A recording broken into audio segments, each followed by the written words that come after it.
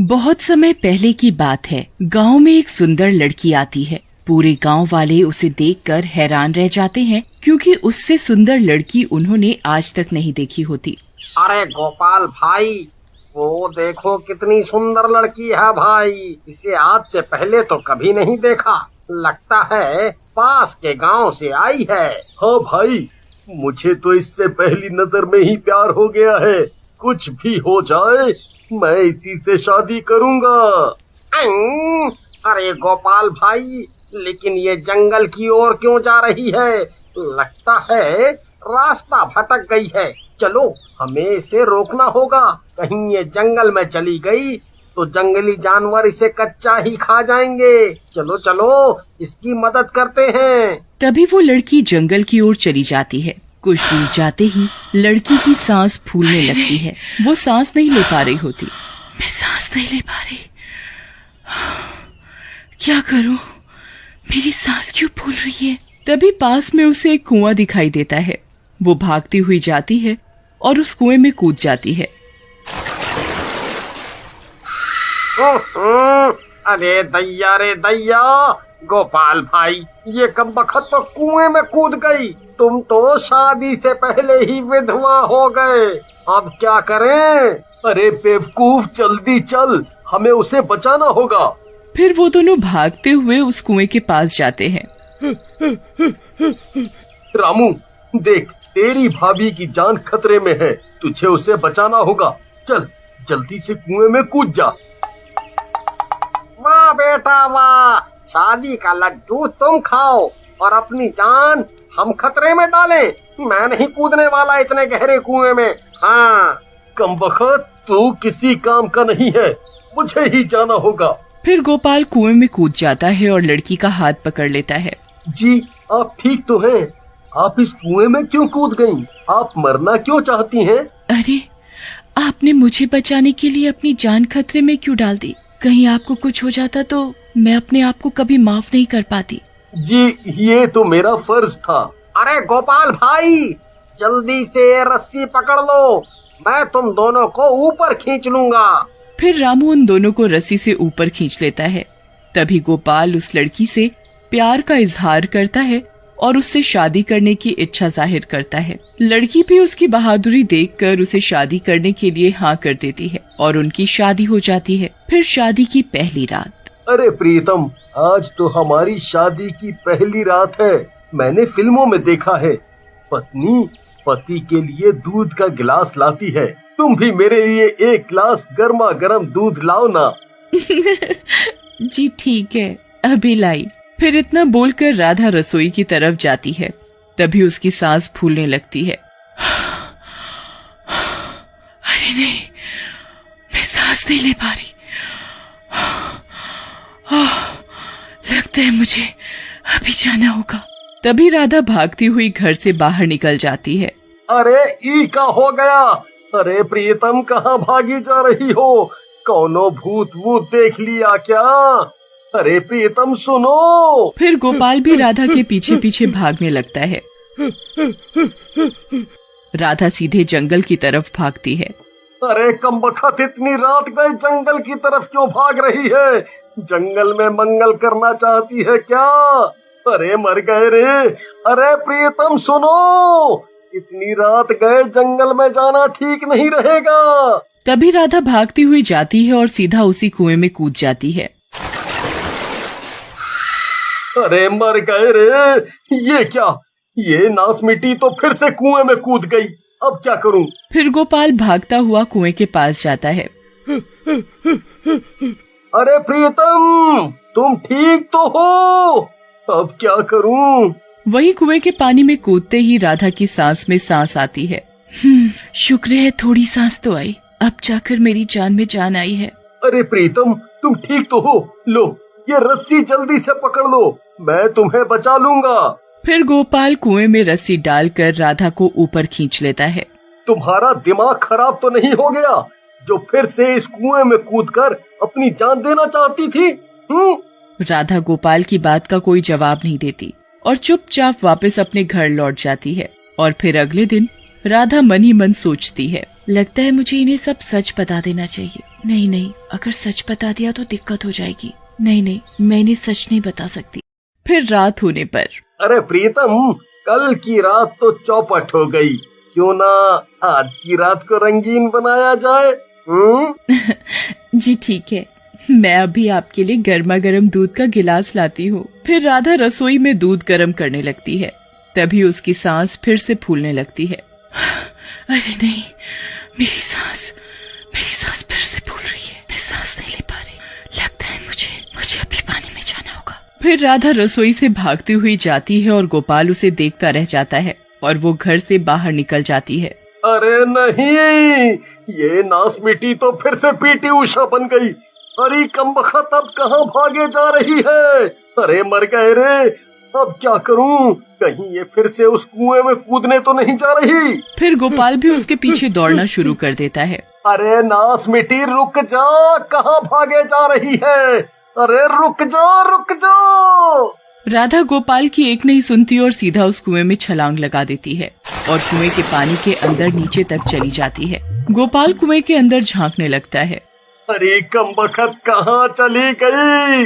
आज तो ये कुएं में दिखाई भी नहीं दे रही। अब क्या करूं? अरे प्रियतम, तुम कहाँ हो? तभी राधा पानी के ऊपर आ जाती है।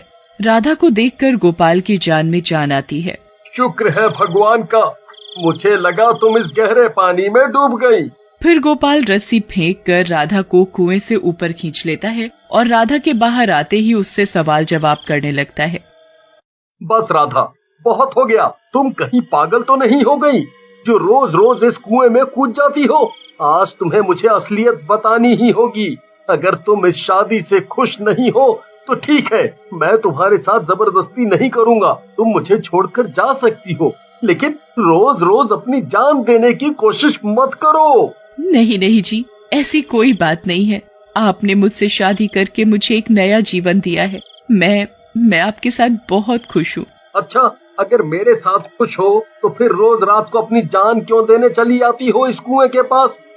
लेकिन राधा गोपाल की किसी बात का कोई जवाब नहीं देती और चुपचाप वापस घर की ओर चली जाती है। फिर अगले दिन गोपाल मन ही मन सोचता है, एक काम करूंगा, आज इसे बेड के साथ बांध दूंगा, फिर देखता हूँ ये कैसे कुएं में कूदने जाती है। फिर रात होने पर, जी क्या हुआ? आज आप बड़ी शांति से बैठे हो। आज दूध नहीं मांगोगे? नहीं, मुझे अब दूध पीना ही नहीं है। मैं जब भी तुमसे दूध मांगता हूँ तुम कुएं में कूद जाती हो। अरे जी, ऐसी कोई बात नहीं है। नहीं प्रीतम जी, आप सो जाओ, आज आप आराम करो। फिर गोपाल सोने का नाटक करने लगता है और जैसे ही राधा सोती है वो उसके पैर को जंजीर से बांधकर बेड के साथ ताला लगा देता है। अब देखता हूँ अपनी जान कैसे देगी। फिर गोपाल भी चैन की नींद सो जाता है। तभी कुछ देर के बाद राधा की सांस फूलने लगती है। वो जोर जोर से हाँफने लगती है। अरे नहीं, मैं सो कैसे गई? मैं तो भूल ही गई थी कि मुझे कुएं में जाना है। फिर राधा जैसे ही वहाँ से निकलने की कोशिश करती है तो उसे पता चलता है कि उसका पैर तो जंजीर से बंधा हुआ है। अरे नहीं, ये क्या किया आपने? नहीं, अरे नहीं, मैं सांस नहीं ले पा रही। अजी मेरी मदद कीजिए, मैं सांस नहीं ले पा रही हूँ। तभी राधा बेहोशी की हालत में जमीन पर गिर जाती है और आवाज सुनकर गोपाल की नींद भी खुल जाती है। अरे राधा, क्या हुआ? तुम जमीन पर क्यों बैठी हो? तुम्हारी तबीयत ठीक तो है ना? जी मैं सांस नहीं ले पा रही हूँ। मुझे पानी चाहिए, पानी, बहुत सारा पानी। हाँ, ठीक है, मैं अभी तुम्हारे लिए पीने का पानी लाता हूँ। नहीं सर, नहीं, सिर्फ पीने के पानी से कुछ नहीं होगा। मुझे बहुत सारा पानी चाहिए। मुझे कुएं में ले चलिए, मुझे कुएं में ले चलिए। हाँ, ठीक है, तुम घबराओ मत, तुम्हें कुछ नहीं होगा। मैं अभी तुम्हें ले चलता हूँ। तभी राधा की सांस और ज्यादा फूलने लगती है। जी कोई फायदा नहीं, कुआं यहाँ से बहुत दूर है, मैं वहां तक नहीं पहुंच पाऊंगी। मेरा आखिरी समय आ गया, अब कोई फायदा नहीं है, रहने दीजिए। नहीं राधा, मैं तुम्हें मरने नहीं दूंगा। लेकिन ये सब हो क्या रहा है? मुझे कुछ समझ नहीं आ रहा है। आखिर तुम्हारी सांस ऐसे क्यों फूल रही है? तुम्हें सांस लेने के लिए पानी की जरूरत क्यों है? आखिर तुम हो कौन? तभी राधा सांस न आने की वजह से बेहोश हो जाती है। अरे नहीं राधा, राधा, राधा, तुम ठीक तो हो? आंखें खोलो राधा, मैं तुम्हें इस तरह मरने नहीं दूंगा। राधा, अरे अरे, अब क्या करूं? हाँ, एक काम करता हूँ। फिर गोपाल राधा को उठाता है और गांव की नदी की ओर दौड़ पड़ता है। तुम घबराओ नहीं राधा, मैं तुम्हें कुछ नहीं होने दूंगा। हम बस पहुंचने ही वाले हैं। और फिर कुछ ही देर में वहां पहुंच जाता है और वहां पहुंचते ही राधा को नदी में डाल देता है। राधा नदी के पानी के अंदर डूब जाती है और गोपाल उसे देखता रहता है। अरे राधा, तुम ठीक तो हो? राधा, तुम कहाँ हो? राधा, सांस लो राधा, सांस लो। लेकिन राधा नदी में डूब जाती है और उसका कोई अता पता नहीं होता।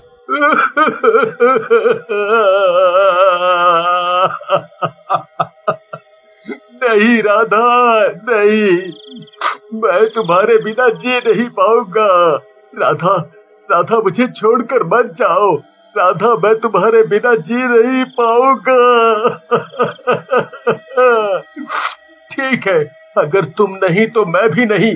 मैं भी इस नदी में ही डूबकर अपनी जान दे दूंगा। फिर गोपाल भी उस नदी में कूद जाता है और डूबने लगता है। अरे अरे, मर गया। अरे हाय राम, कोई मुझे बचाओ। अरे अरे, मर गया। अरे गोपाल पानी में डूब रहा होता है। तभी राधा जलपरी बनकर वहां पहुंच जाती है। गोपाल राधा को जलपरी के रूप में देखता है और उसके होश उड़ जाते हैं। उसकी आंखें फटी की फटी रह जाती हैं। फिर राधा गोपाल को पकड़ लेती है और नदी के ऊपर ले आती है। अरे बच गया। अरे